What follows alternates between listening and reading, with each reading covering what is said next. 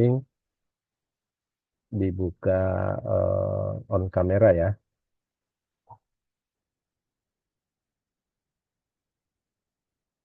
Oke, saya akan menjelaskan strateginya ya. Kayak gini. Tadi ada yang nanya. Soalnya.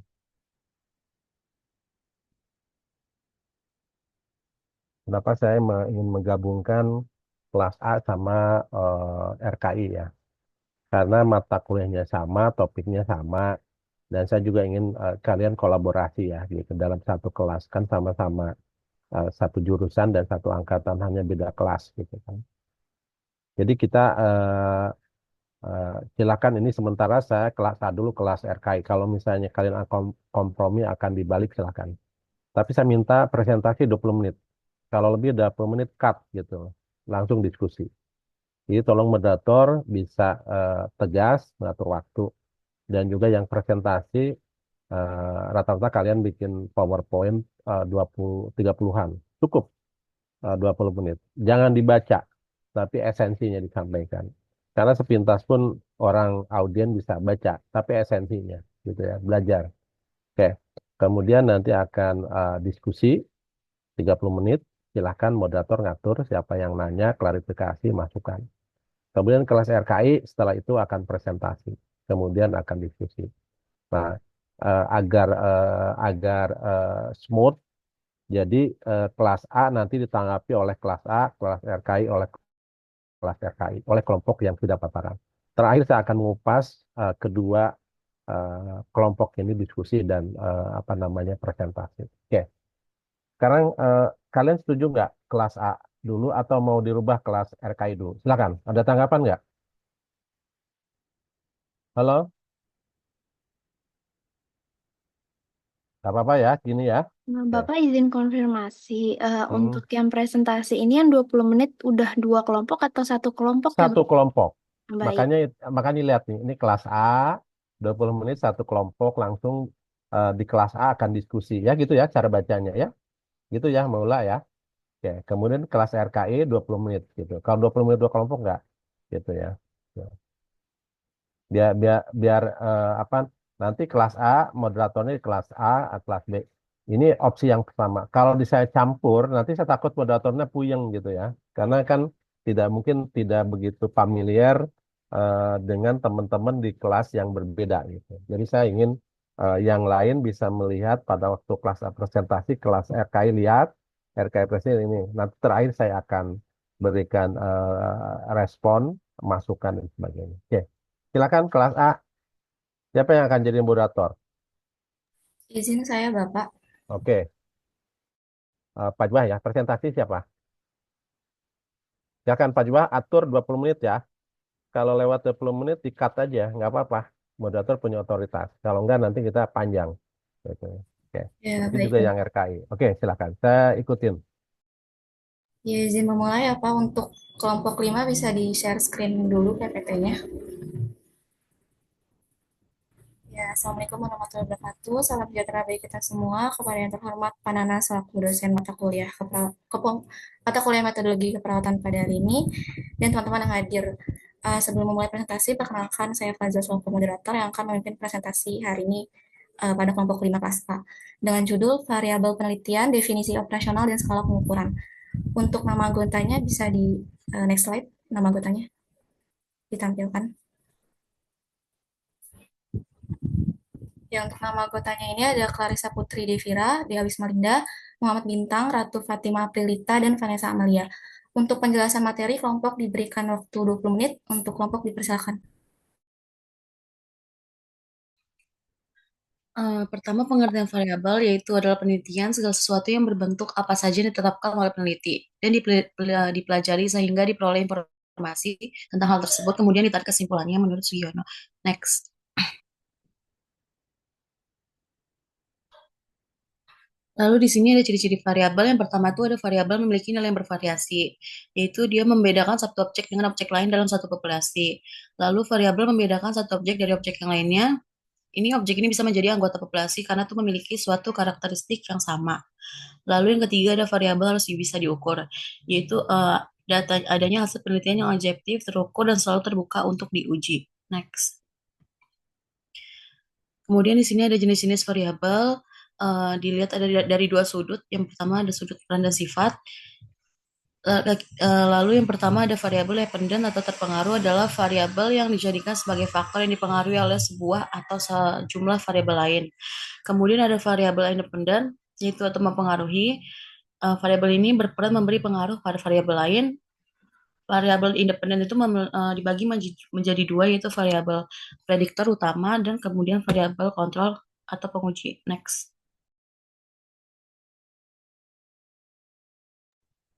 Izin ya Bapak, saya pakai dua device. Jenis-jenis variabel itu selanjutnya ada variabel penelitian dapat pula dibedakan dalam dua jenis. Yang pertama itu variabel diskret atau kategorikal variabel adalah suatu konsep yang mengandung nilai secara horizontal atau dengan kata lain suatu konsep yang mempunyai variasi nilai ke dalam bentuk dan jenis dan dua variabel kontinu adalah suatu konsep yang mengandung nilai bervariasi ke dalam tingkat atau jenjang. Next. Nah, di sini ada hubungan antara variabel, hubungan simetris yaitu lainnya, tetapi antara dua variabel mempunyai kecenderungan atau arahan yang sama. Di sini dibedakan dalam 4 kelompok untuk variabel simetris. Yang pertama itu kedua variabel merupakan indikator sebuah konsep yang sama, kedua variabel merupakan akibat dari faktor yang sama, dan ketiga variabel saling berhubungan secara fungsional, dan keempat kedua variabel mempunyai ada hubungan timbal balik yaitu suatu variabel dapat menjadi sebab sekaligus akibat bagi variabel lainnya. Next. Dan ketiga hubungan asimetris yaitu suatu hubungan yang menunjukkan adanya antara suatu variabel dengan yang lain atau suatu variabel dipengaruhi oleh variabel yang lain. Nah, di sini ada beberapa tipe variabel asimetris. Yang pertama itu hubungan stimulus dengan responset, yang kedua itu hubungan antara disposisi atau kecenderungan dan responsen, dan ketiga itu hubungan ciri individu dengan disposisi atau tingkah laku.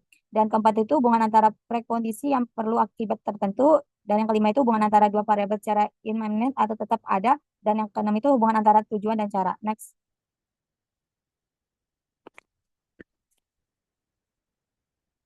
Dan di sini itu ada definisi operasional. Nah, di sini itu definisi operasional itu yang rumusan didasarkan pada sifat-sifat atau hal yang dapat diamati. Definisi operasional itu yang rumusannya menggunakan kata-kata operasional sehingga variabel bisa diukur.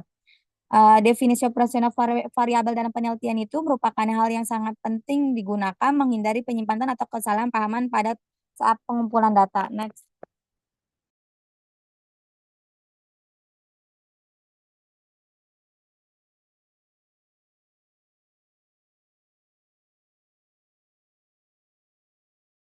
Ya, izin melanjutkan moderator. Selanjutnya di sini ada manfaat definisi operasional. Apa aja sih definisi operasional itu manfaatnya? Yaitu yang pertama untuk memastikan deskripsi singkat tentang konsep dan istilah yang diterapkan pada situasi tertentu untuk memfasilitasi pengumpulan data yang bermakna dan terstandarisasi. Yang kedua, definisi operasional itu berbeda dari definisi kamus yang seringkali bersifat konseptual dan deskriptif. Bisa lanjut.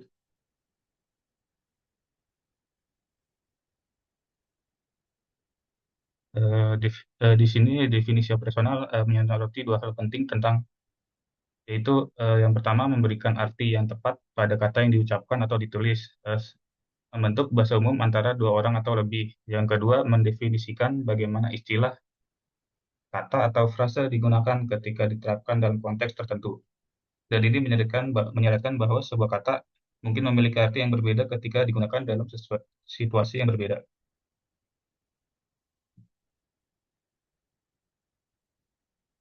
Selanjutnya itu cara membuat definisi operasional.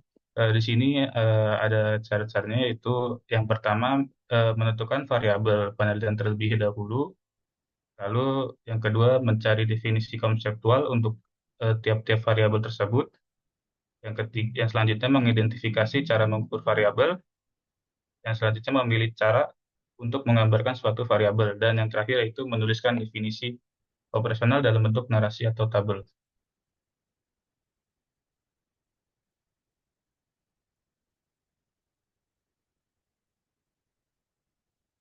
Yang selanjutnya di sini ada tipe-tipe dari definisi operasional. Dan di sini definisi operasional dibagi menjadi 3 tipe. Yang pertama itu definisi operasional tipe A. Dan definisi operasional tipe A atau pola 1 disusun didasarkan pada operasi yang harus dilakukan dan menyebabkan gejala atau keadaan yang didefinisikan menjadi nyata atau dapat terjadi. Dan menggunakan prosedur tertentu, peneliti dapat membuat gejala menjadi nyata. Yang kedua yaitu definisi operasional tipe B. Definisi operasional tipe B atau pola 2 disusun didasarkan pada bagaimana objek tertentu yang didefinisikan dapat dioperasionalkan, yaitu berupa apa yang dilakukan atau apa yang menyusun karakteristik dinamisnya. Yang terakhir yaitu definisi operasional tipe C, yaitu definisi yang disusun berdasarkan pada penampakan seperti apa objek atau gejala yang didefinisikan tersebut, yaitu apa saja yang menyusun karakteristik statisnya.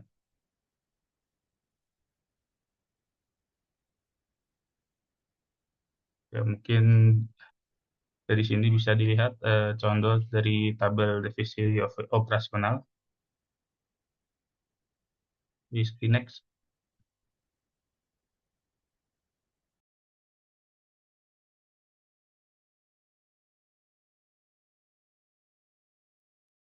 Oke, selanjutnya ada skala pengukuran. Skala pengukuran merupakan konsep penting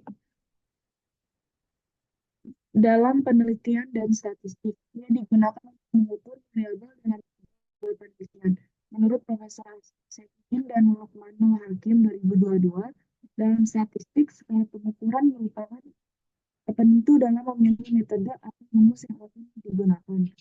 Berbeda skala pengukuran, maka akan berbeda rumus atau teknik-teknik yang akan digunakan.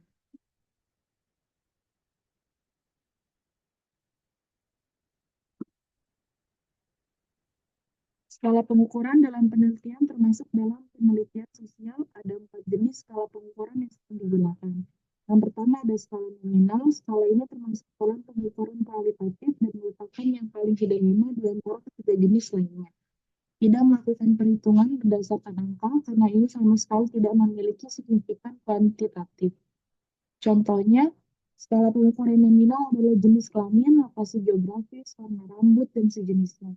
Dengan data ini, kita tidak bisa menentukan mana yang bisa diletakkan di urutan tertentu dan mana yang lebih baik, sebab tidak ada perhitungan yang bisa diterapkan pada data tersebut. Yang kedua ada skala ordinal. Skala ini juga termasuk ke dalam skala pengukuran kualitatif, menggunakan urutan tertentu guna memberi peringkat dan prediktif untuk data yang memerlukan urutan dan melakukan evaluasi. Skala ordinal mengukur data yang bersifat non-numerik dan nilai intervalnya tidak diketahui. Contohnya, skala pengukuran ordinal adalah pengukuran tingkat kepuasan. Misalnya, perusahaan menyebarkan survei kepuasan dengan pilihan tidak puas, cukup puas, netral, puas, sangat puas, setuju, tidak setuju, dan sejenisnya. Yang ketiga ada skala interval. Skala interval adalah pengukuran dengan skala numerik di mana nilai-nilai yang berdekatan memiliki jarak yang sama dan diukur sepanjang skala. Data ini pasti berbentuk angka,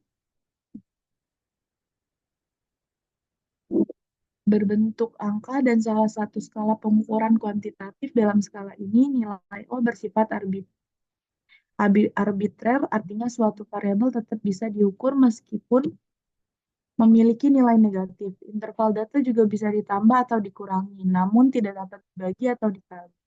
Contoh skala interval adalah pengukuran suhu menggunakan derajat Celcius, contohnya 16 derajat Celcius lebih dingin dibanding 20 derajat Celcius.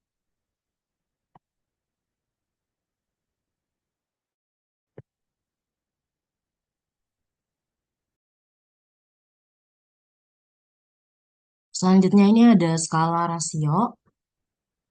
Skala rasio ini adalah pengukuran kuantitatif yang memudahkan kita untuk mencari perbedaan antara variabel dan memberi urutan data. Skala ini tuh memungkinkan melakukan semua jenis perhitungan dan menarik kesimpulan pasti. Perbedaannya dengan interval yaitu rasio tidak memiliki nilai negatifnya. Contoh dari skala rasio ini, skala pengukuran rasio adalah data ukuran tinggi badan. Tidak mungkin ada tinggi badan yang memiliki nilai 0. Bahkan negatif, jika nilainya 0, maka data itu dianggap tidak ada. Skala rasio ini dapat memberikan informasi paling rinci dibanding jenis lainnya, dikarenakan dapat menghitung tendensi sentral menggunakan teknik statistika seperti medan, mode, dan nilai. Selanjutnya,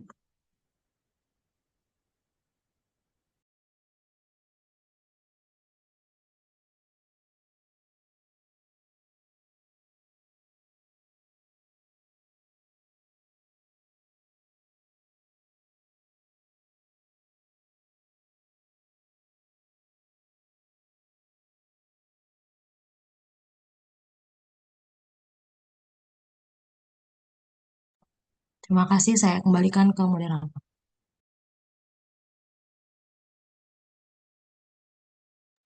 Ya, baik. Terima kasih kelompok yang sudah memaparkan materinya. Selanjutnya saya buka sesi tanya jawab untuk 30 menit ke depan, yaitu sampai 10 lewat 56 menit. Kepada teman-teman yang ingin bertanya, silakan menggunakan fitur raise hand dan sebutkan nama dan kelompoknya.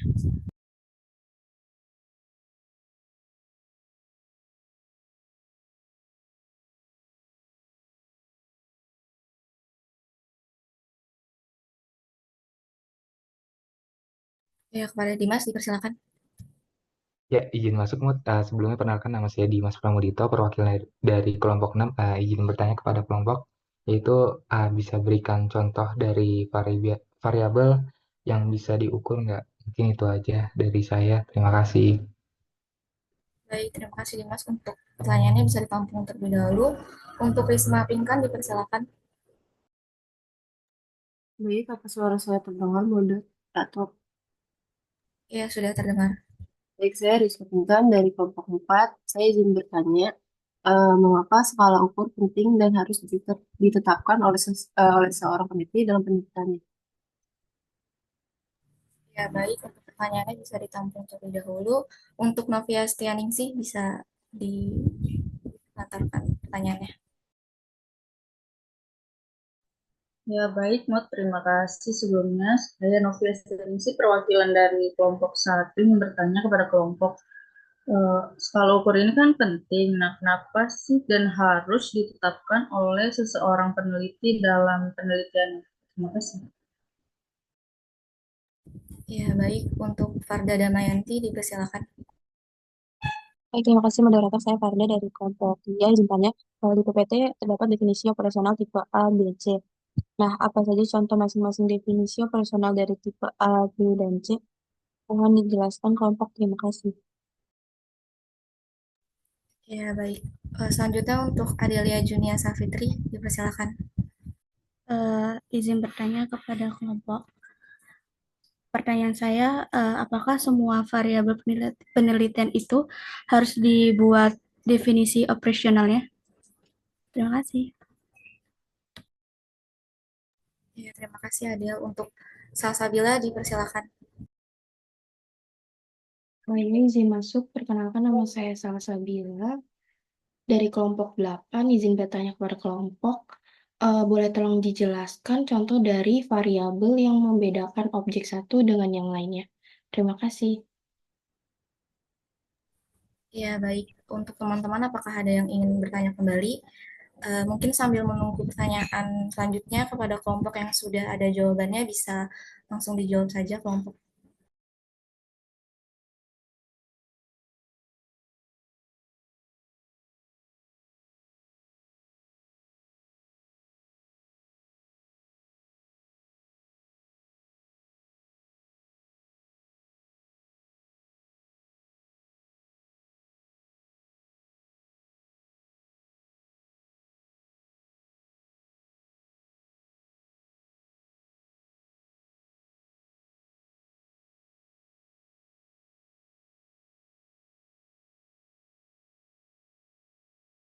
Sekali lagi kepada kelompok yang sudah memiliki jawabannya, bisa dipersilakan untuk menjawab pertanyaan dari teman-teman.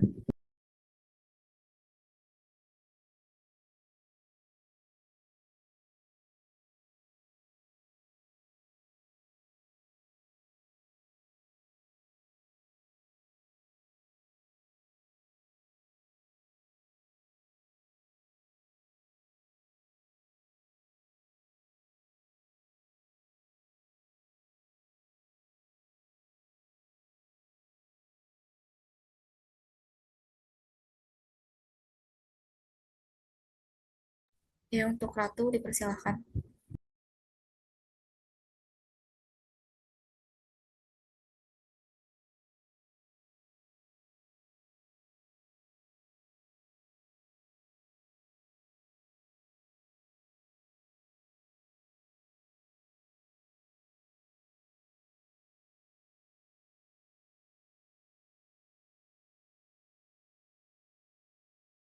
Kepada Muhammad Bintang dipersilahkan. Ya, izin masuk ke moderator. Saya Muhammad Bintang, perwakilan dari kelompok 5, ingin menjawab pertanyaan dari Dimas Pramudito dari beberapa kelompok 6. Dan tadi itu pertanyaannya, bisakah berikan contoh dari variabel yang bisa diukur? Mungkin contohnya dari kata dari belajar dan hasil belajar.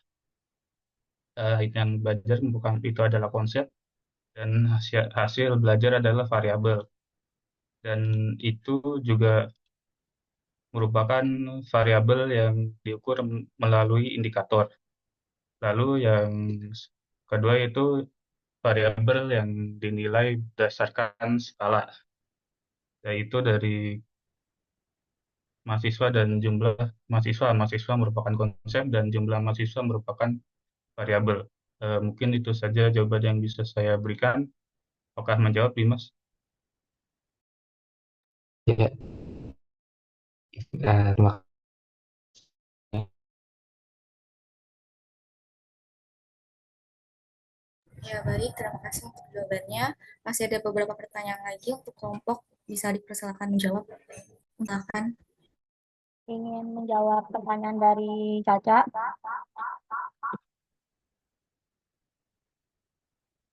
Pertanyaannya itu boleh tolong jelaskan contoh dari variabel yang membedakan objek satu dengan yang lain. Jawabannya itu contohnya populasi mahasiswa terdiri dari anggota yang mempunyai satu kesamaan karakteristik yaitu mahasiswa.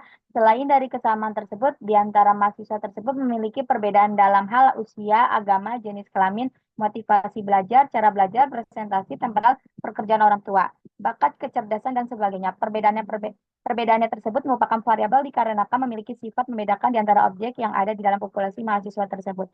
Apakah Caca sudah paham? Iya, terjawab. Terima kasih ya, Ratu.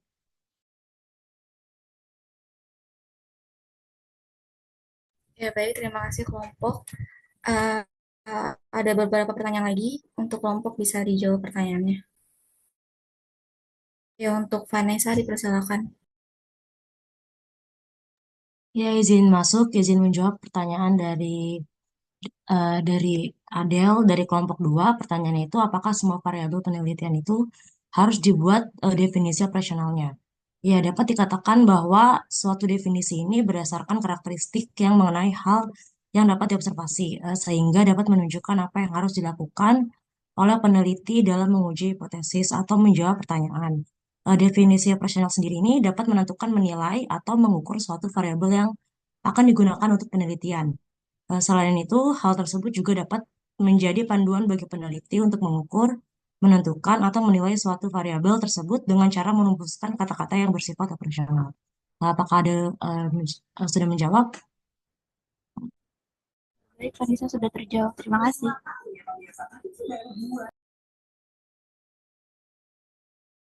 Ya, terima kasih. Masih ada 2 pertanyaan dari Farda dan kelompok 4. Bisa menjawab.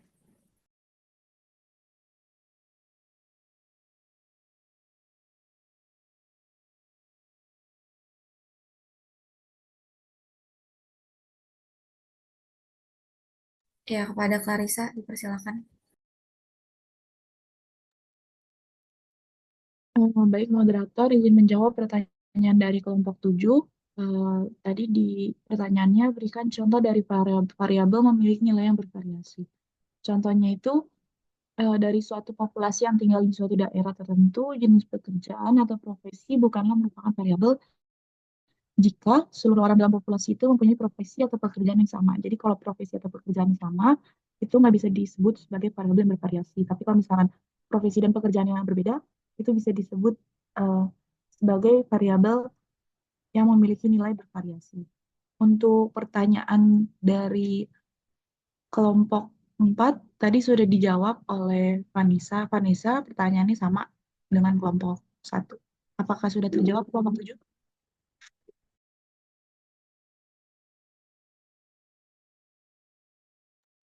Kalau sudah, terima kasih. Saya kembalikan ke moderator. Ya, baik, terima kasih. Ada dua pertanyaan dari Farda dan Risma belum terjawab. Untuk kelompok bisa langsung dijawab.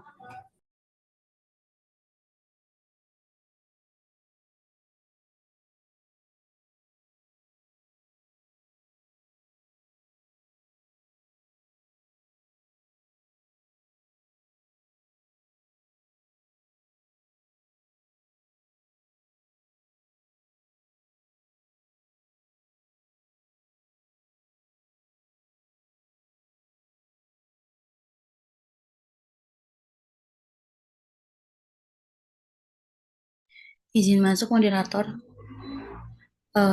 Tadi pertanyaannya Farda, dalam PPT kan masing contoh definisi operasional itu ada tipe A, tipe C. Dan yang ditanyakan contohnya. Yang pertama dari definisi operasional tipe A ini contohnya tuh kayak misalnya kalimat konflik ini didefinisikan sebagai keadaan yang dihasilkan dengan tuh menempatkan dua orang atau lebih pada situasi di mana tuh masing-masing orang mempunyai tujuan yang sama. Tapi hanya satu orang yang akan dapat mencapainya. Kemudian yang kedua ada definisi operasional tipe B. Contohnya kalimat orang pandai itu dapat didefinisikan sebagai seseorang yang mendapatkan nilai-nilai tinggi di sekolahnya.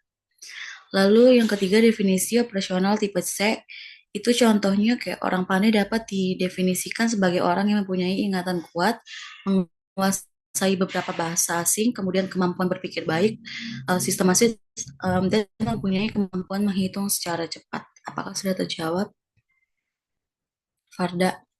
Oke, sudah terjawab. Makasih, Dea. Ya, baik. Untuk pertanyaannya semuanya sudah terjawab. Tadi untuk Risma pertanyaannya sama dengan pertanyaan Adil ya, tadi sudah dijawab. Karena pertanyaan-pertanyaan sudah dijawab oleh kelompok, maka saya tutup presentasi pada hari ini. Demikian presentasi dari kelompok 5. Mohon maaf jika ada kata yang kurang baik. Untuk selanjutnya saya serahkan kepada moderator kelompok kelas RKI. Untuk moderator kelas RKI dipersilakan. Ya, baik. Izin untuk ambil balik. Sebelumnya, apakah suara saya terdengar jelas?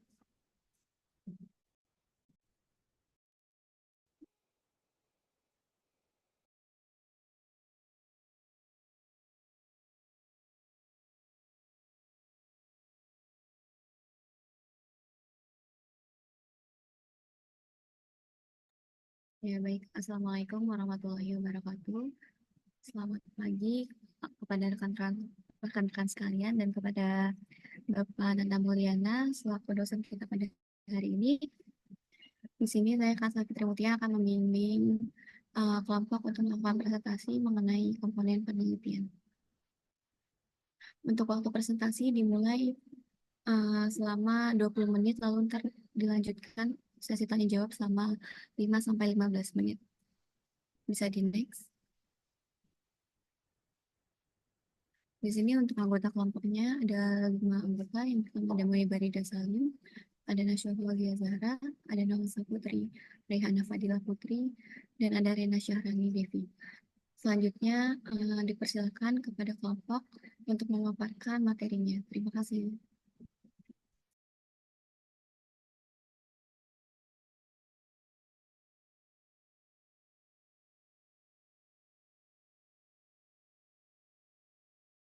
Ya, yang pertama itu membahas desain penelitian. Slide. Ya, desain penelitian merupakan cara sistematis yang digunakan untuk memperoleh jawaban dari pertanyaan penelitian. Untuk secara luasnya, pengertian desain penelitian ini mencakup berbagai hal yang dilakukan peneliti, mulai dari identifikasi masalah, rumusan hipotesis, definisi operasional, cara pengumpulan data, hingga analisis data, menurut Syafitri tahun 2021. Next slide.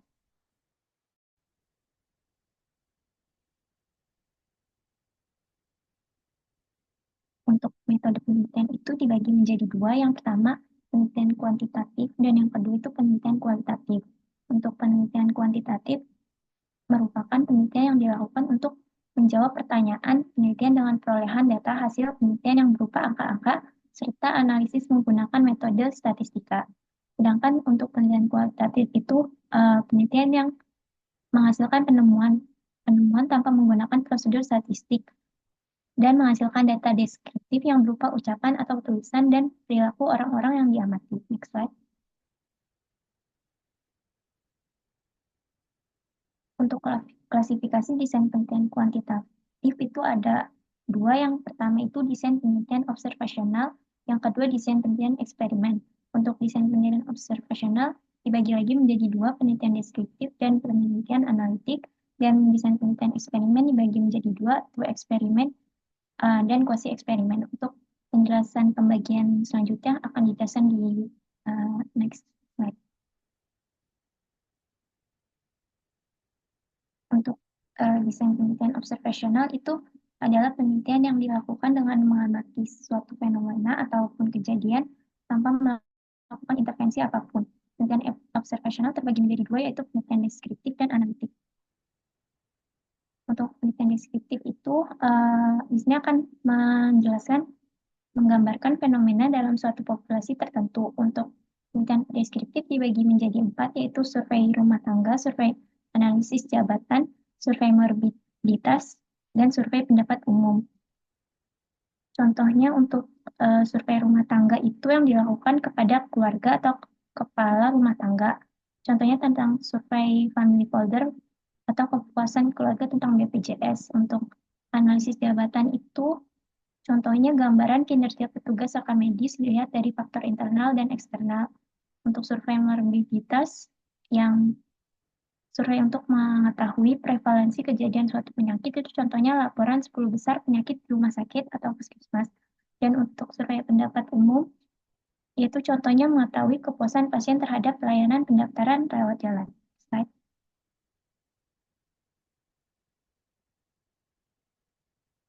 Selanjutnya itu desain penelitian observasional. Yang kedua yaitu penelitian analitik. Yang pertama ada rancangan cross-sectional. Penelitian ini mempelajari korelasi antara paparan atau faktor risiko independen dengan akibat atau efek dependen. Dengan pengumpulan data dilakukan bersamaan secara serentak dalam satu waktu antar faktor risiko dengan efeknya. Contohnya itu hubungan pengetahuan dan sikap perawat terhadap perilaku pencegahan penularan HIV/AIDS di rumah sakit. X variabel independennya itu pengetahuan dan sikap tentang pencegahan HIV/AIDS, dan variabel dependennya itu perilaku pencegahan penularan HIV/AIDS diukur dalam satu satuan waktu. Untuk yang kedua itu ada desain case control. Ini mempelajari sebab-sebab kejadian atau peristiwa secara retrospektif. Dalam bidang kesehatan, suatu kejadian penyakit diidentifikasi saat ini, kemudian paparan atau penyebabnya diidentifikasi pada waktu yang lalu. Contohnya hubungan kehamilan anemia terhadap kelahiran BBLR. Peneliti akan memulai penelitian dengan membagi subjek ke dalam kelompok kasus, yaitu melahirkan bayi BBLR, dan kelompok kontrol melahirkan bayi normal. Peneliti kemudian akan mengidentifikasi adanya kejadian anemia saat hamil pada kedua kelompok secara retrospektif. Next slide. Selanjutnya itu ada desain kohort. Desain penelitian kohort ini merupakan penelitian yang mempelajari hubungan antar faktor risiko dengan efek yang dilakukan secara prospektif atau ke depan sebelum terjadinya efek. Subjek penelitian diikuti dan diamati secara terus-menerus sampai jangka waktu tertentu. Contohnya itu pengaruh BBLR terhadap tumbuh kembang balita. Peneliti akan memulai dengan mencari bayi BBLR sebagai kelompok risiko positif dan bayi lahir BB normal sebagai kelompok risiko negatif atau variabel independen. Setiap bayi yang terpilih menjadi sampel diikuti perkembangannya dan diukur tumbuh kembangnya secara kontinu sesuai dengan periode waktu yang ditentukan variabel dependen. Next slide. Selanjutnya itu desain penelitian eksperimen. Penelitian ini memberikan perlakuan atau intervensi kepada satu atau lebih kelompok. Lalu hasil intervensi tersebut dibandingkan dengan kelompok yang tidak diberikan intervensi atau kontrol. Next slide. sini untuk langkah-langkah penelitian eksperimen itu membuat rumusan masalah, membuat tujuan penelitian, membuat hipotesis penelitian, menyusun rencana eksperimen, pengumpulan data tahap pertama atau pretest, melakukan eksperimen, post-test, lalu analisis data. Next slide. Ini untuk true eksperimen itu yang pertama ada pre and post test control group. Jadi langkah-langkahnya itu responden dibagi secara random menjadi 2 kelompok atau lebih. Satu kelompok adalah kelompok perlakuan dan kelompok lain adalah kelompok kontrol sebagai pembanding. Sebelum perlakuan, pada semua kelompok dilakukan pengukuran awal atau pretest untuk menentukan kemampuan atau nilai all responden sebelum perlakuan. Lalu pada kelompok perlakuan diberikan intervensi sesuai dengan protokol dan pada kelompok kontrol tidak dilakukan intervensi. Setelah intervensi akan dilakukan pengukuran akhir atau fast test pada semua kelompok untuk menentukan efek perlakuan. Next slide. Selanjutnya ini post test only control group. Kalau ini bedanya sama seperti yang tadi, cuman beda itu tidak terdapat pretestnya. Nanti kesimpulan hasil penelitian didapat dengan cara membandingkan data post test antara kelompok perlakuan dengan kelompok kontrol. Next slide. Yang ini Solomon for Group Design, kalau ini dibagi menjadi 4 kelompok dengan randomisasi. Kelompok 2 pertama itu menjadi kelompok perlakuan dan kelompok kontrol. Pada kelompok ini dilakukan pretest dan post-test. Pada kelompok 3 dan 4 tidak dilakukan pretest. Kelompok 3 hanya diberikan perlakuan, sedangkan kelompok 4 sebagai kelompok kontrol. Next slide. Selanjutnya ada quasi eksperimen.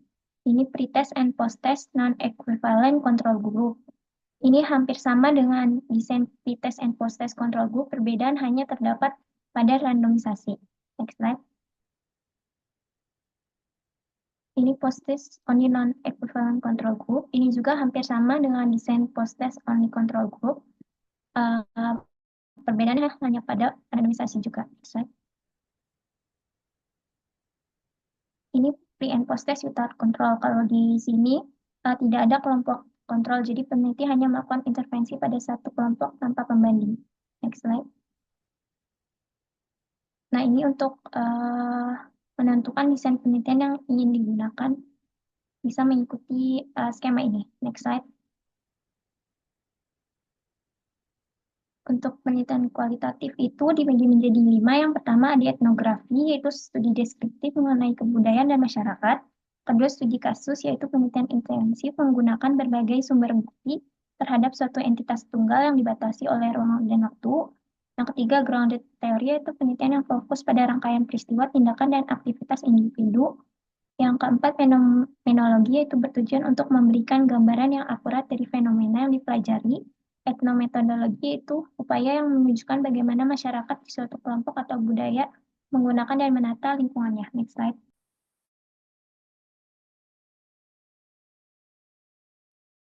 Baik, selanjutnya ada populasi dan sampel.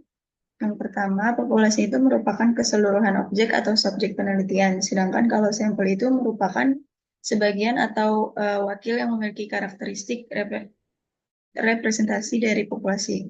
Yang pertama ada karakteristik dari populasi, yaitu yang pertama kepadatan populasi, di mana kepadatan atau ukuran besarnya suatu populasi termasuk sebagai parameter utama, biasanya dipengaruhi oleh kelahiran dan juga kematian.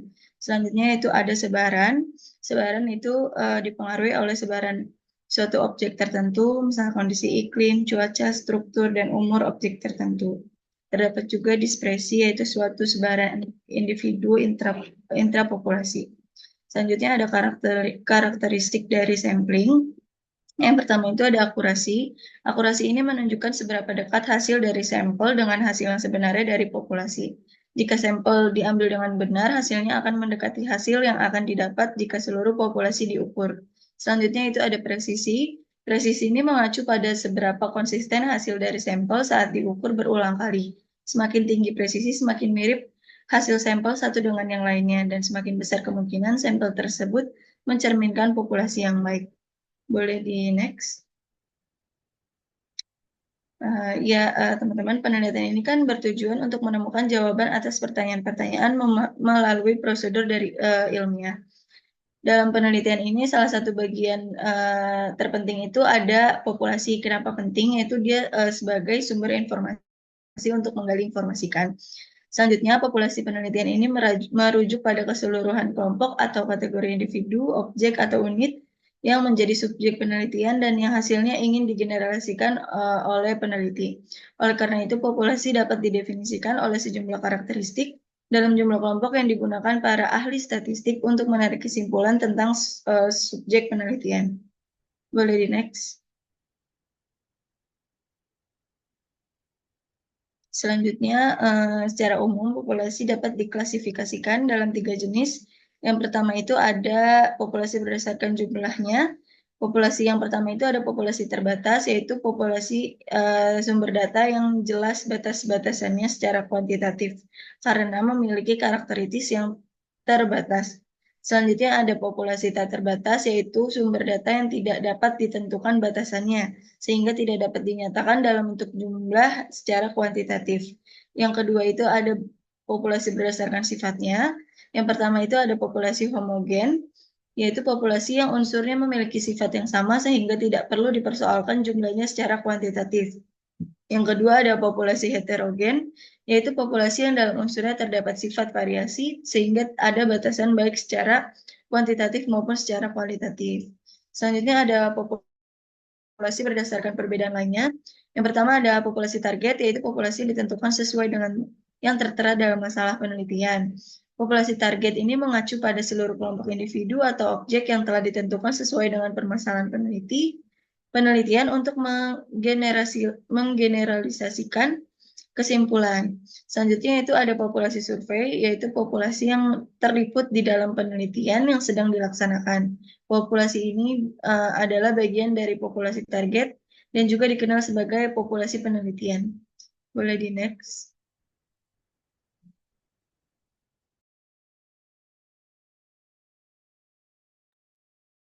Baik, selanjutnya ini ada sampel.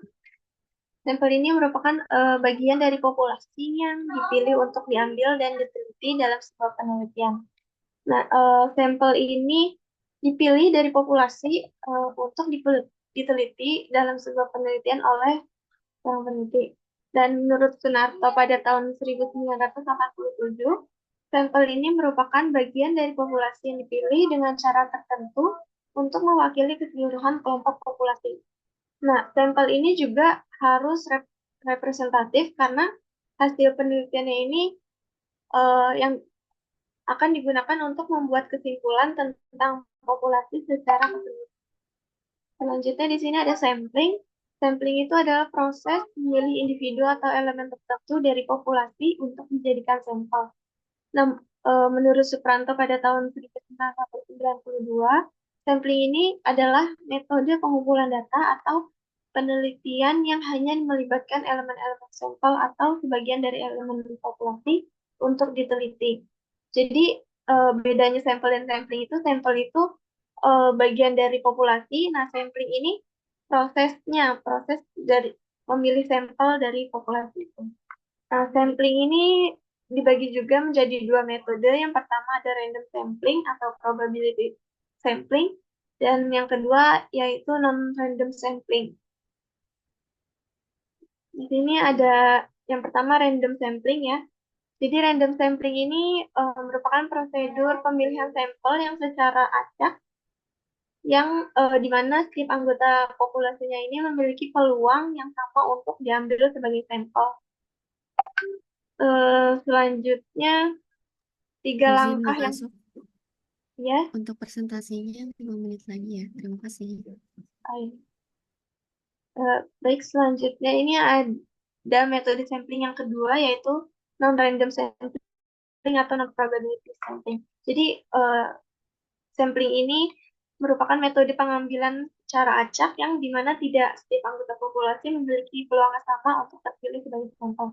Di sini ada beberapa teknik sampling yang tidak acak bisa dibaca, yaitu ada sampling bertujuan atau lalu sampling kebetulan, lalu sampling kuota, sampling tersedia, dan sampling sistematik. Ada juga tambahan snowball sampling sama judgmental sampling. Selanjutnya akan dilanjutkan. Ya, bisa di next.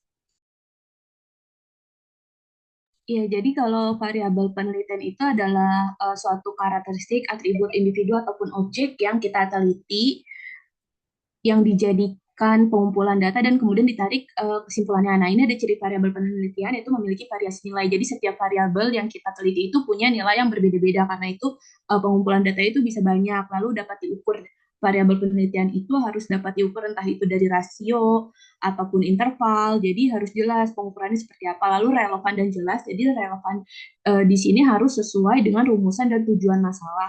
Dan biasanya kalau relevan sudah relevan itu ditunjang ataupun didukung oleh landasan teori dan jelas ini peneliti harus mencantumkan variabelnya itu sesuai dengan judulnya. Lalu bisa di next. Ya, jadi ada variabel bebas dan variabel terikat. Kalau bebas itu independen, itu pokoknya yang mempengaruhi. Yang kita variasikan manipulasi atau modifikasi. Lalu untuk terikat, ini dipengaruhi. Ini yang variabel yang kita kumpulin datanya, kita amati dan kita ukur. Nah, ini ada contohnya, bisa teman-teman baca, bisa di next. Ya, ini ada contoh-contoh variabel penelitian, ada yang satu variabel bebas dan satu variabel terikat, bisa dibaca cuman senam jari kaki, dan variabel terikat itu penurunan tekanan darah. Lalu ini variabel bebas, tapi variabel terikat itu lebih dari satu, yaitu keterampilan dan kadar.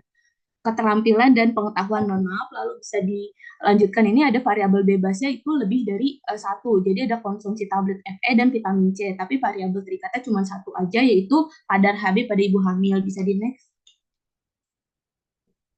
Iya, jadi ada variabel intervening atau confounding atau pengganggu. Jadi variabel ini yang berhubungan tidak langsung antara variabel bebas dan terikat.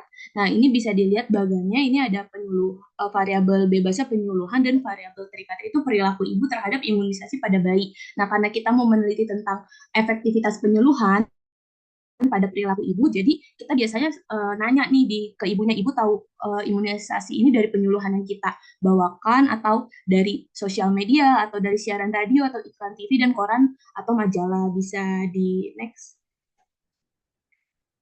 Ya, jadi ada yang namanya definisi operasional. Kalau definisi operasional ini ada penjelasan rinci bagaimana variabel itu diukur atau diidentifikasi. Nah, biasanya kita buat tabel seperti ini, dari variabelnya apa, definisi operasional juga seperti apa, lalu alat ukur untuk mengukur variabel tersebut, serta caranya, dan skala ukur yang dipakai. Bisa di next. Jadi di sini ada jenisnya, ada pengukuran, kategori, observasi, dan proses aktivitas, serta tujuan dari definisi operasional itu mengurangi ambiguitas, memungkinkan replikasi, dan memastikan konsistensi pengukuran, serta manfaatnya bisa teman-teman baca. Bisa di next. Selanjutnya di sini ada skala pengukuran. Skala pengukuran ini tujuannya untuk menentukan bagaimana data dikumpulkan, diinterpretasikan, dan dianalisis secara statistik. Skala ini membantu dalam mengklasifikasikan informasi yang diperoleh dan menentukan jenis analisis yang sesuai untuk data tersebut. Boleh di next. Di sini ada macam-macam skala pengukuran. Yang pertama ada skala nominal. Untuk contohnya ini ada jenis kelamin, suku, status perkawinan. Selanjutnya ada skala ordinal. Datanya ini memiliki variasi perbedaan, tingkatan, dan urutan. Contohnya itu tingkat kepuasan. Biasanya sangat puas, puas atau tidak puas. Atau tingkat pendidikan SD, SMP, ataupun SMA. Selanjutnya ada skala interval. Data skala ini memiliki urutan yang jelas dan perbedaan antara nilai-nilai bisa diukur. Tetapi skala ini tidak memiliki nol absolut. Contohnya kayak suhu dalam Celsius ataupun dalam Fahrenheit. Selanjutnya itu ada rasio. Rasio ini memiliki semua karakteristik skala interval, tetapi dengan tambahan adanya titik nol absolut yang memungkinkan perbandingan rasio. Contohnya itu ada nih berat badan, tinggi badan, jarak, waktu, dan jumlah uang. Boleh di next. Selanjutnya ada skala pengukuran sikap. Skala pengukuran sikap ini merupakan alat atau metode yang digunakan untuk mengukur dan menilai sikap, opini, atau perasaan individu terhadap suatu objek, orang, ide, ataupun situasi tertentu. Selanjutnya itu ada skala Likert. Responden diminta untuk menunjukkan sejauh mana mereka setuju atau tidak setuju dengan serangkaian pernyataan yang berkaitan dengan suatu objek. Contohnya sangat tidak setuju, tidak setuju, ragu-ragu, setuju, dan sangat setuju. Selanjutnya itu ada skala Goodman. Menggunakan skala Goodman ini bila ingin mendapatkan jawaban yang tegas terhadap suatu permasalahan yang ditanyakan. Skala ini didapat jawaban yang tegas, ya, tidak, benar, salah, positif, negatif, pernah, tidak pernah. Skala Goodman selain dapat dibuat dalam bentuk pilihan ganda, dapat juga dalam bentuk checklist. Contohnya, pernahkah melakukan perawatan pada pasien luka bakar? Jawaban pernah itu 1, tidak pernah itu 0. Boleh di next. Baik, sekian dari kelompok kami. Selanjutnya kami serahkan ke moderator. Ya, oke, baik. Terima kasih kepada kelompok yang telah membukakan materinya. Selanjutnya kita lanjutkan dengan sesi tanya jawab. Kepada teman-teman sekalian yang ingin bertanya kepada kelompok, dipersilakan untuk menggunakan fitur raise hand. Terima kasih.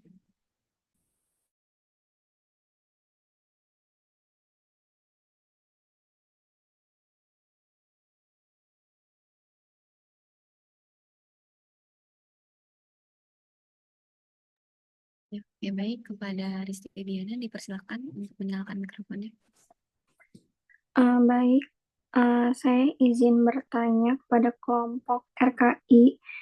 Menurut kelompok, desain penelitian kuantitatif dan kualitatif apa yang paling cocok digunakan kita sebagai mahasiswa keperawatan?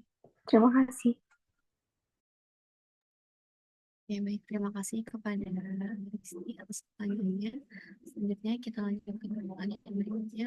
Nayu dipersilakan untuk membuka mikrofonnya. Sebelumnya, izin moderator, suara saya terdengar tidak? Ya, cukup terdengar, Nayu. Ya, sebelumnya izin Hati Nayu mungkin izin bertanya kepada kelompok karena tadi kelompok RKI juga sudah membahas terkait penelitian kualitatif dan kuantitatif. Di sini mungkin saya izin bertanya terkait dua hal tersebut, yaitu menurut kelompok kira-kira dari penelitian kualitatif dan penelitian kuantitatif ini dari masing-masing penelitian tersebut apakah ada plus minusnya ya dari masing-masing penelitian, dan juga bisa nggak tadi kan juga dibahas ya terkait mungkin yang termasuk penelitian kualitatif apa aja, kuantitatif apa aja, cuman di sini mau ada contoh yang kayak lebih signifikan aja terkait penelitian kualitatif dan kuantitatif itu seperti apa. Terima kasih. Ya, oke, baik. Terima kasih kepada Hertinayu atas pertanyaannya. Kemudian selanjutnya dipersilakan kepada teman-teman sekalian yang masih ingin bertanya. Oke, baik. Kepada Yumna Aliza, dipersilakan untuk menyalakan mikrofonnya. Iya, izin mod agar suara saya terdengar jelas. Ya, Yumna sudah cukup terdengar. Ya, izin bertanya kepada kelompok. Tadi kan ada teknik sampling, ada dua ya, sampling random sama non random. Nah, boleh ya dijelasin teknik sampling mana yang efektif buat penelitian kualitatif dan mana yang efektif buat penelitian kuantitatif. Apalagi kan kita nentuin sampel itu ada inklusi sama eksklusi ya, ada kriterianya. Nah, gimana? Nah, boleh dijelasin tadi mana yang sesuai atau cocok untuk kualitatif dan mana yang cocok untuk kuantitatif supaya kriteria inklusi dan eksklusi yang kita punya itu terpenuhi. Supaya sampel yang kita dapat itu memenuhi kriteria inklusi sama eksklusi yang kita tentukan. Terima kasih. Oke, baik. Karena adanya keterbatasan waktu, mungkin untuk pertanyaan kita cukupkan 3 pertanyaan kepada kelompok. Dipersilakan untuk menjawab pertanyaan dari rekan-rekan sekalian. Terima kasih.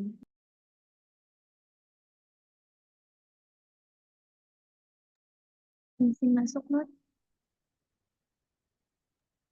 Ya, baik, Rehana, dipersilakan. Saya izin menjawab pertanyaannya Rizky. Tadi itu Rizky bertanya menurut kelompok desain penelitian kuantitatif dan kualitatif apa yang paling cocok digunakan oleh kita sebagai mahasiswa keperawatan. Jadi menurut kami desain penelitian yang paling cocok untuk digunakan itu kalau untuk penelitian kuantitatif itu menggunakan desain penelitian observational analitik cross-sectional. Karena di penelitian ini pengumpulan datanya dilakukan bersamaan secara serentak dalam satu waktu atau point time approach sehingga waktu penelitiannya lebih singkat dan tidak membutuhkan waktu yang lama atau menahun seperti desain penelitian eksperimental, yaitu kuasi eksperimental atau pro-eksperimental. Dan untuk penelitian kualitatif yaitu kita bisa menggunakan desain penelitian studi kasus karena dalam melakukan studi kasus ini kita akan mendalami dan mengeksplorasi fenomena tertentu dalam konteks nyata. Ya, studi kasus ini juga seperti yang udah biasa kita lakukan yaitu menyusun asuhan keperawatan. Itu. Makasih. Oke, baik. Terima kasih kepada Riana atas penjelasan jawabannya. Kemudian kepada kelompok bisa dilanjutkan untuk menjawab pertanyaan berikutnya. Terima kasih. Baik, izin masuk, Mak.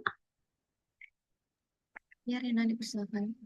Ya, saya ingin menjawab pertanyaan dari Yuna.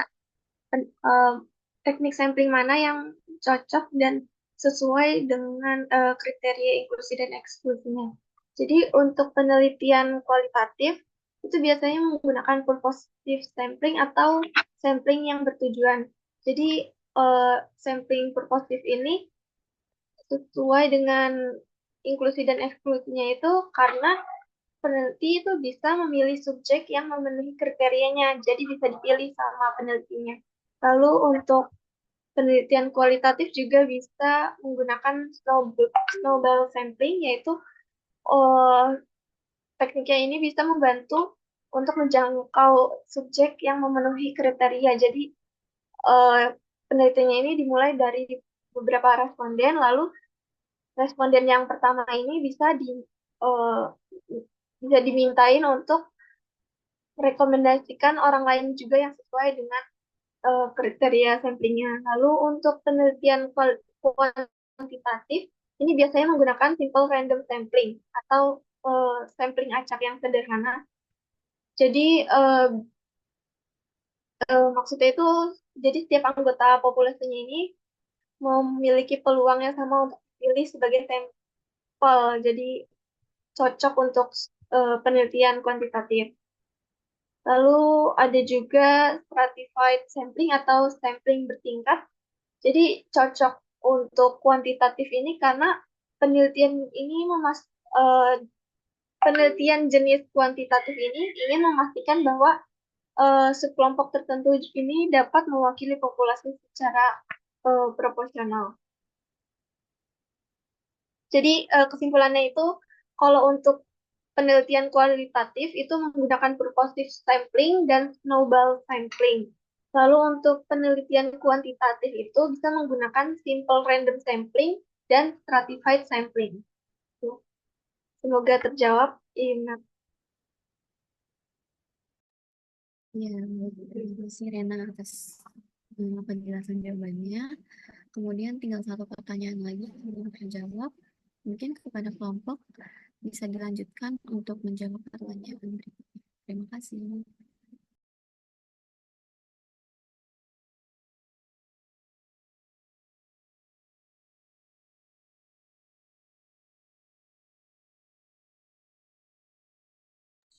Iya, izin menjawab. Ya, silakan semua. Ya, izin menjawab pertanyaan Ayu, kelebihan dan kekurangan. Nah, ini untuk penelitian kuantitatif, kelebihannya itu objektivitas, maksudnya bisa diukur secara statistik yang benar-benar pengukuran itu. Lalu replikasi ini jadi variabelnya ini bisa diuji ulang lagi oleh peneliti lain.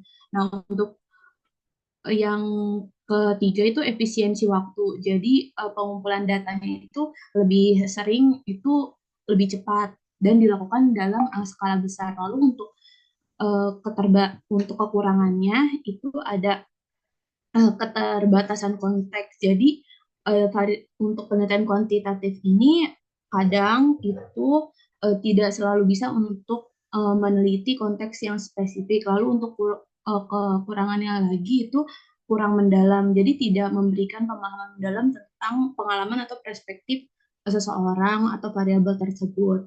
Lalu batasan fleksibilitas. Jadi desain penelitian ini kaku atau kurang fleksibel dalam menyesuaikan perubahan. Jadi selama penelitian, jadi kalau misalkan di tengah-tengah datanya udah salah, ya udah diulang lagi dari awal. Nah, ini untuk contoh penelitian kuantitatif itu kayak penelitian tentang efektivitas program edukasi kesehatan pada pasien diabetes. Jadi peneliti ini mengumpulkan data melalui kuesioner yang diisi oleh 200 pasien. Nah, sebelum dan setelah mengikuti program tersebut. Nah, ini nanti hasilnya ini bisa dianalisis atau dianalisis secara statistik untuk melihat perubahan dalam pengetahuan dan perilaku kesehatan pasien. Lalu jawabannya dilanjutkan oleh rekan saya. Selanjutnya, kalau untuk penelitian kualitatif ini, kelebihannya itu yang pertama itu kedalaman pemahamannya. Memberikan pemahaman mendalam tentang pengalaman, perspektif, dan konteks sosial. Selanjutnya itu ada fleksibilitas, desain penelitian yang lebih fleksibel dan juga dapat disesuaikan dengan perubahan selama penelitian. Selanjutnya itu ada interaksi peneliti dan responden, meningkatkan interaksi antara peneliti dan responden yang dapat menghasilkan data yang lebih baik, lebih kaya.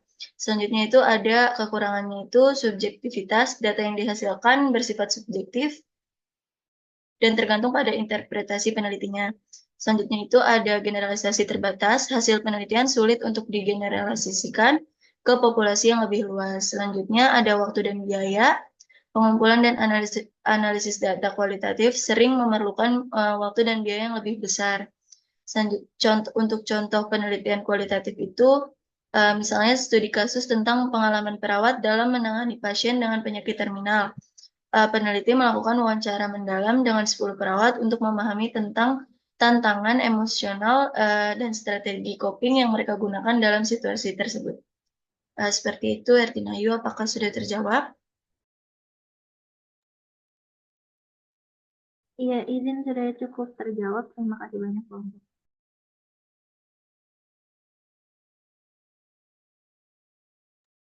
Ya, oke, baik. Terima kasih kepada kelompok dan penanya yang telah bertanya dan telah menjelaskan pertanyaannya kepada kelompok. Baik, karena sesi pertanyaan sudah selesai dan sesi pemaparan dari kelompok pun juga sudah selesai, saya sebagai moderator pamit undur diri. Terima kasih. Assalamualaikum warahmatullahi wabarakatuh. Saya kembalikan kepada Bapak Nana Mulyana. Baik.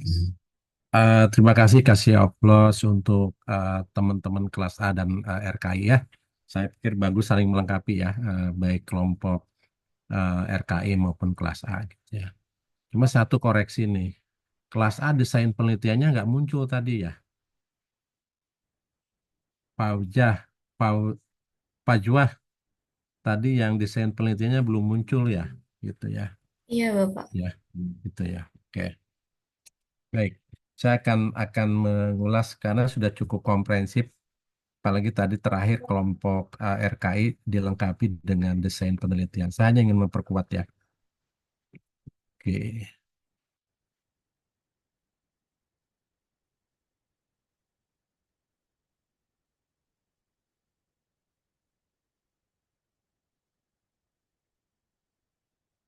Oke. Ini kan tugas kita ini ya hari ini. Desain penelitian populasi sampel atau sampling. Sampel itu orangnya, sampling prosesnya, variabel, definisi operasional, skala pengukuran gitu ya. Oke.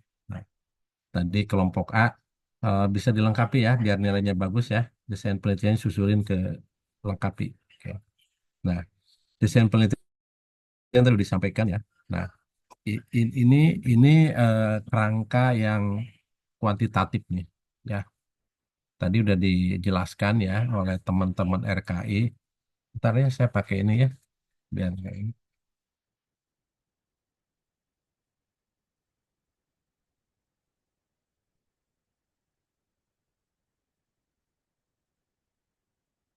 Oke. Jadi kalau penelitian kuantitatif itu harus berangkat dari teori ya. Gitu. Kemudian ada proses deduksi, tadi logika berpikir deduksi. Jadi di teori dituangkan ke dalam kerangka konseptual gitu. Misalnya teori OREM, teori apa macam ya, teori-teori keperawatan. Dan teori ini nanti didiskusikan, dibuatlah kerangka pikir yang namanya kerangka konseptual. Itu yang penelitian kuantitatif ya. Dari kerangka konseptual itu disusunlah instrumen untuk mengukurnya. Apakah kuesioner, daftar pertanyaan, angket. Ya. Kemudian disusunlah desain penelitiannya sana, sampelnya, gitu kan. Ini karena mau ke pesta ya rancangan desainnya adalah bagi pesta, nggak mungkin bagi renang kan gitu. Nah itu yang dimaksud desain. Jadi sesuai dengan kebutuhan penelitian. Kemudian karena ini kuantitatif ada sampel kemudian observasi. Observasi yang dimaksud ini pengumpulan data nih. Kalau akan diamati observasi, kalau ada perlakuan ya dilakukan intervensi. Kemudian diolah, dianalisis, di entry, di cleaning gitu kan, divalidasi datanya langsung digeneralisasi. Generalisasi ini dibalikan dari sini ke ke kerangka konsep tadi. Gimana hasilnya? Kemudian kerangka konsep pasti proporsi balikan itu dikaitkan dengan dibahas dengan teori. Itu siklusnya. Tapi dalam kuantitatif itu adanya hipotesis, ada pengujian hipotesis sangat statistik gitu ya. Oke. Nah ini. Nah kalau di dalam kuantitatif ini hipotesis itu tidak ada. Gitu. Pola berpikirnya adalah bukan dari teori tapi induktif, dari hasil lapangan diinduksi menjadi pemikiran-pemikiran baru atau teori. Itu adalah kondisi idealnya. Oke. Nah, jadi kalau dikelompokkan memang penelitian itu hanya dua, kuantitatif dan kualitatif gitu ya. Nah, kalau dilihat dari rumusan masalahnya ada yang eksplorasi. Nah, eksplorasi itu biasanya mencari yang dalam ya. Ini biasanya kualitatif. Kalau uji hipotesis pasti kuantitatif. Nggak mungkin uji hipotesis itu kualitatif. Ya. Kemudian dilihat dari pengumpulan data ada pengamatan, ada survei gitu kan. Kemudian ada eksperimental tadi kalau dilihat dari variabel. Kemudian dilihat dari tujuannya ada deskripsi. Saya masuk ke kelas profesi, kelas A, kelas RKI. Saya lihat ada sekian mahasiswa, ada sekian mahasiswi, kemudian ada yang pakai mata sekian, ada yang enggak, ada yang berkerudung, ada enggak. Itu adalah deskriptif, hanya menggambarkan. Kalau komparasi membandingkan, ini antara kelas A dengan kelas RKI itu saya bandingkan nih dalam pemahaman mata kuliah metrik. Nah, itu komparasi. Tapi kalau asosiasi melihat hubungan, ada nggak hubungan antara belajar sebelumnya dengan pemahaman, gitu kan? Atau latihan sebelum presentasi pada waktu ini, ada nggak hubungan asosiasi, gitu ya? Oke, kalau ini adalah studi lapangan, kemudian laboratorium maupun eksperimental. Nah, ini sebagai gambaran seperti ini. Kalau tadi kan yang disampaikan 5, Lewis ini hanya 3. Jadi filsafat penelitian itu ada 2, positivisme sama fenomenologi gitu ya. Positivisme melahirkan kuantitatif studi atau kuantitatif research. Kalau ini kalau ini adalah kualitatif research, gitu ya. Kemudian bagaimana pendekatannya? Pendekatannya deduktif di sini kan dari teori, dari umum ke khusus, dari teori-teori dideduksikan menjadi kerangka-kerangka pikir yang akan jadi kerangka konsep.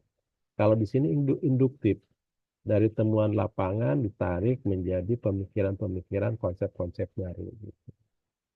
Nah, kemudian ini strategi riset ini sering disebut desain penelitian atau rancangan penelitian. Eksperimental survei itu kuantitatif, gitu kan. Kemudian ada juga kan sebenarnya survei ya kebanyakan. Kemudian studi kasus, grounded teori, etnografi, action research, gitu kan. Nah, ini adalah kualitatif. Dari segi waktu ada yang cross sectional tadi kelompok RKI menjelaskan pengambilan data sesaat.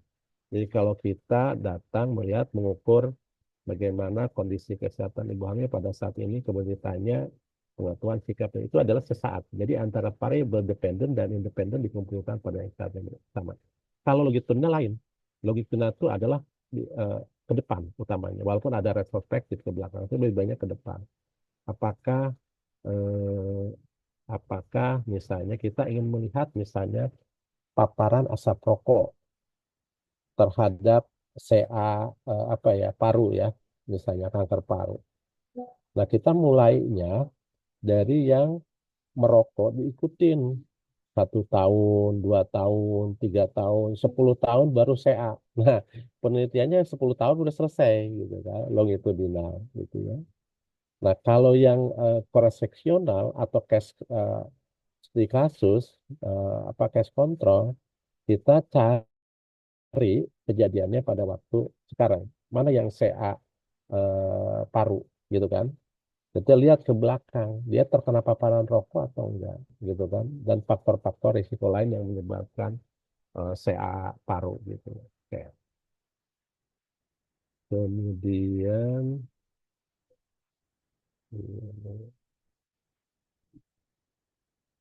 ini tadi ada sampling ya, data sekunder, data primer, interview ini terkait dengan data. Nah, tadi sudah digambarkan oleh teman-teman RKI sudah cukup bagus. Cuma memang yang sininya kurang dieksplorasi gitu. Oke. Nah, tadi ada pertanyaan, kalau nggak salah pertanyaan siapa ya? Variabel mana sih yang paling cocok untuk mahasiswa keperawatan ya? Terutama kalian dah apa program profesi S1 ya, program profesi. Yang paling cocok saya rekomendasikan adalah kalau kuantitatif adalah yang observasional, kemudian yang sifatnya analitik, yaitu cross sectional. Itu yang paling visible. Apakah bisa kohort? Oh, bisa kohort. Tapi kalian nanti yang lain sudah lulus, kalian masih kuliah gitu kan. Cash control bisa. Nah, cash control bisa. Cuma nanti kalian agak ribet karena harus lihat kasus dulu, lihat kontrol. Harus ada comparable antara kasus dan kontrol. Ini mungkin untuk ambil S2 aja cukup cash control. Kalau satu proseksional cukup bagus. Kalau kualitatif mana? Case tadi, studi kasus keperawatan ibu A dengan misalnya DM tipe 2 dan seterusnya. Gitu ya. Oke, ini yang sering digunakan oleh mahasiswa. Oke. Tadi ada pertanyaan dari kelompok kelas A atau kelas RKI yang tanda kutip belum clear jawabannya, ada nggak? Atau sudah clear semua? Ya, Kansa gimana Kansa? Ya, izin Bapak untuk yang dari RKI tadi udah cukup clear Bapak. Oke, baik, makasih. Ratu atau Bintang tadi ada pertanyaan yang perlu dilengkapi nggak dari kelas A?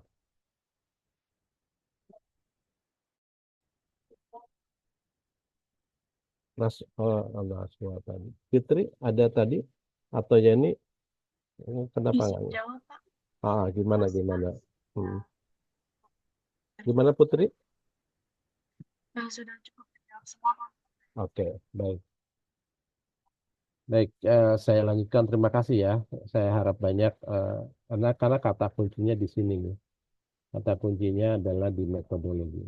Oke, ini yang kuantitatif. Tinggal baca ini prosesnya. Nah ini, jadi yang paling penting tuh ini ngebedain.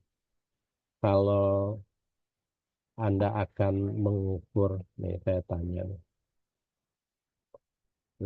yang nggak buka kamera harus siap ditanya sama saya. Ini Ratu nggak buka kamera sama Risti nih. Aku tanya nih.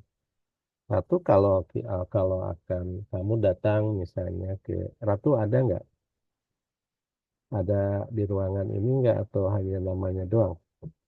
Risti sama ya, nggak ada ya? Oke. Jadi Ratu sama Risti catat ya, nggak ada nih orang nih. Karena saya panggil 2 kali nggak ada.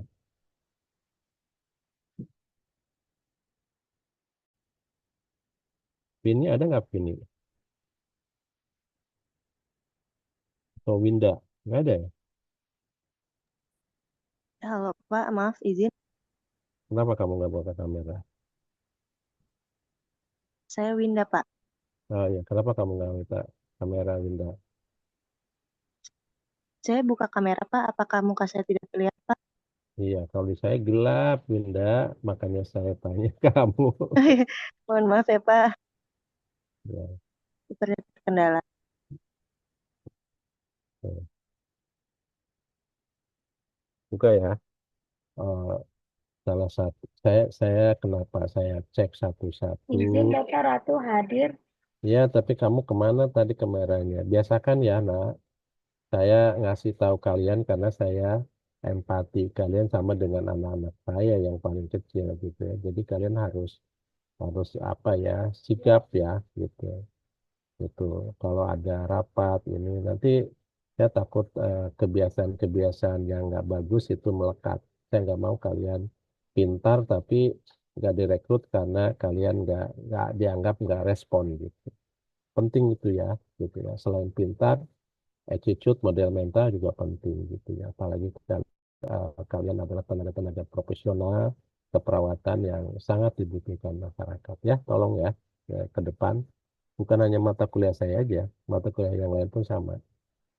Kalau yang namanya rapat hadir, kalau ke kuliah hadir, kalau daring itu mesti buka kamera gitu. Nah, kalau kalian ada kendala, trouble kait kan kamera, diinfokan di chat atau WA juga nggak apa-apa. Jadi biasakan memberi informasi ke eh, apa pengajar, dosen, atau mungkin kalau suatu saat Anda ke pimpinan rapat. Oke. Nah, jadi gini, kalau misalnya seorang mahasiswa eh, bikin KTI ini ya, S1, dia ingin mengetahui berapa prevalensi anemi di Kota Depok. Nah, itu desainnya apa yang cocok menurut kalian? Sorry, jenis penelitiannya apa tuh menurut kalian? Siapa yang mau ngomong? Ingin melihat prevalensi anemi pada ibu hamil di Kota Depok. Kan penelitian tuh garis besarnya ada 2, ada kualitatif, ada kuantitatif. Dan menurut kalian ini bagusnya penelitiannya penelitian apa ya? Siapa yang bisa jawab? Nah, belum bisa. Nah, saya sampaikan nggak apa-apa. Ini namanya juga kan kalian pemula ya. Kalau nggak bisa ya. Tapi daripada diam bilang Pak saya belum paham gitu ya. Saya lebih suka gitu.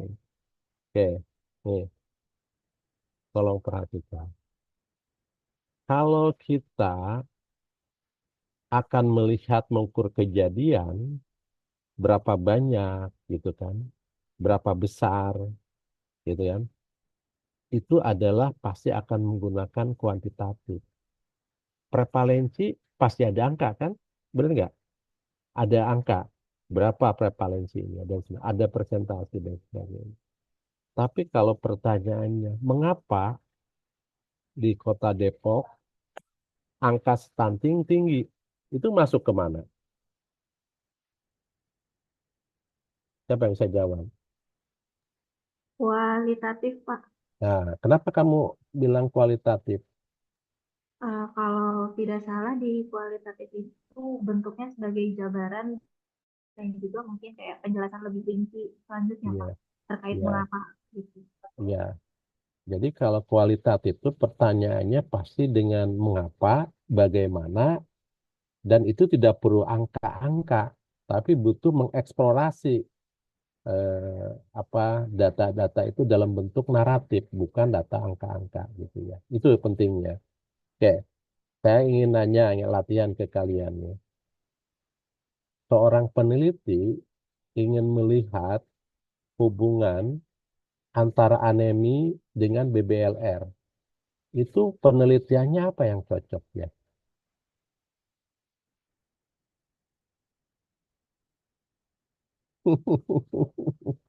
Jadi kalau orang saya bisa lihat nih penelitiannya, penelitian apa, jenisnya, desainnya apa bisa kelihatan.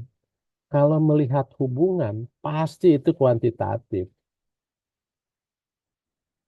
ya kan? Misalnya pengaruh, misalnya asap rokok terhadap kejadian kanker, itu kuantitatif apa kualitatif? Ya, ya. Kalau pengaruh hubungan asosiasi pasti kuantitatif gitu loh, karena akan ada uji statistik gitu ya.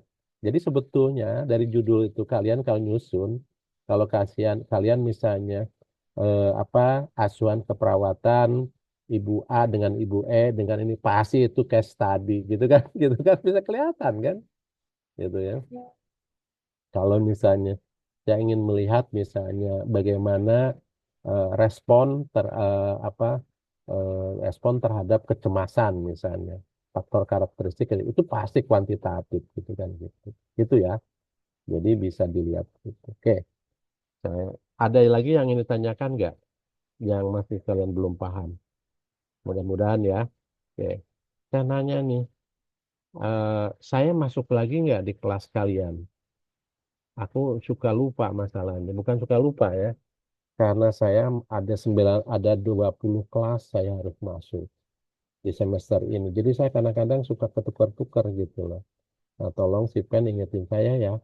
Pen ingetin saya H-2 ya biar saya juga mempersiapkan diri karena saya juga harus belajar. Nggak bisa saya masuk di kelas hanya dengan niat baik kecemplung ke kelas nggak bisa. Saya mesti belajar. Mesti lihat lagi referensi. Oke, ada pertanyaan nggak? Ya, cukup jelas ya. Oke, kalau udah cukup jelas, saya mohon maaf ya apabila ada hal yang kurang berkenan, tapi saya senang kelas ini cukup bagus, aktif. Saya minta kelas A ditambahin ya desain penelitiannya ya untuk melengkapi agar nilainya bagus ya. Kelas RKI sudah lengkap ya. Baik, baik. Terima kasih. Ini mau di SS atau enggak nih? Aku nggak ngerti. Iya, Bapak, mau di screenshot terlebih dahulu. Ya, ya, Untuk silakan. kelas A bisa di raise hand. Untuk Bapak, mohon raise Ya, hand juga. silakan.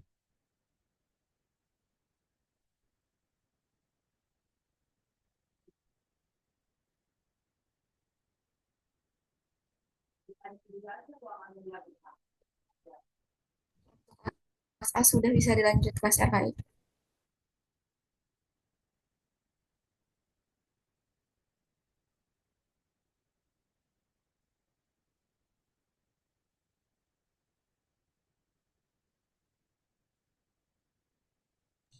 Ya, izin izin saya screenshot slide pertama, lalu slide kedua,